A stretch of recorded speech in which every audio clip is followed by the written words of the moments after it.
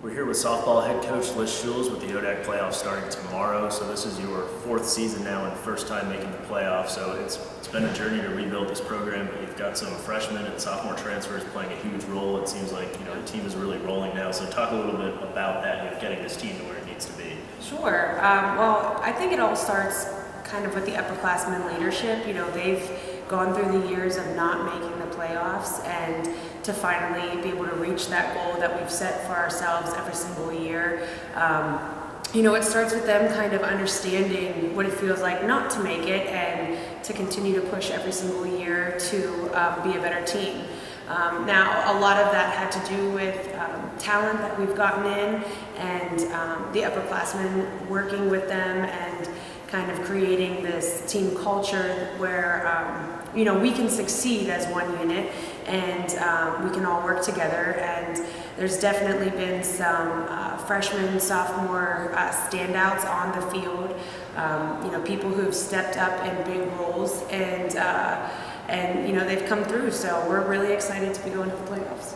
And you work a lot with the pitchers. Some of the returning pitchers have really made huge strides this year, especially Brooke Loudon, 10-4 on the mound now with an ERA of 1.7, Carolyn Campbell as well. So what have those players been doing to make those improvements over the past year?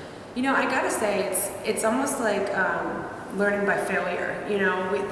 Their first couple years, it was hard.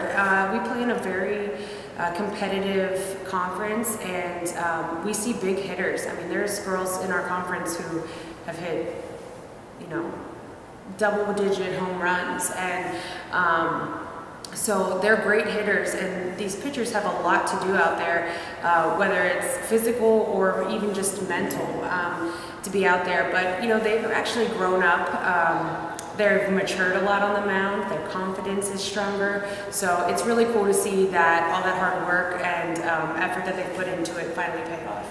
Now, as you enter the playoffs, you've split at least with everyone from number 2 on down, and actually swept Farrenburg in the playoffs as well. So do you think this year is there a little more parity and depth to the conference than there has been in years past? Or? I think so. The bar is set pretty high, having a national champion in your conference, but I think everybody wants to reach that goal for themselves. So it's just been, everybody trying to bring in better talent, create better situations for their team, and push their team harder so that we're all competing. So I am very happy that we've pretty much beaten every single team except for Virginia Wesleyan in the conference, but at the same time, everyone's out there fighting really, really hard, so we just need to make sure we continue that. And you took game 1 from Randolph-Macon. That's your matchup in the first game. Talk a little bit about how you match up with them. Sure. In my eyes, Randolph-Macon is a small ball type team. They bunt a lot. They have a lot of fast players, so it's just preparing for that, making sure we recognize that and we're ready for it. Honestly, I wasn't even sure how our matchup would go because I know any team that we see is going to be a tough one. So just as long as we have that mindset of that we're going to go in and play our softball and do the best that we can. You mentioned the upperclassmen at the beginning of the year. With some of those young contributors, you have some seniors who have played a lot in the past who haven't even been starting consistently, including Michaela Gard and Carlita Tibbs, who have 15 homers among them. Does that depth give you the ability going into a tournament to have more pinch hitting options, to have more lineup options, and if you can make a run, will that depth really help you? Sure. So when we set a lineup, sometimes it ends up 2 outs, bases loaded.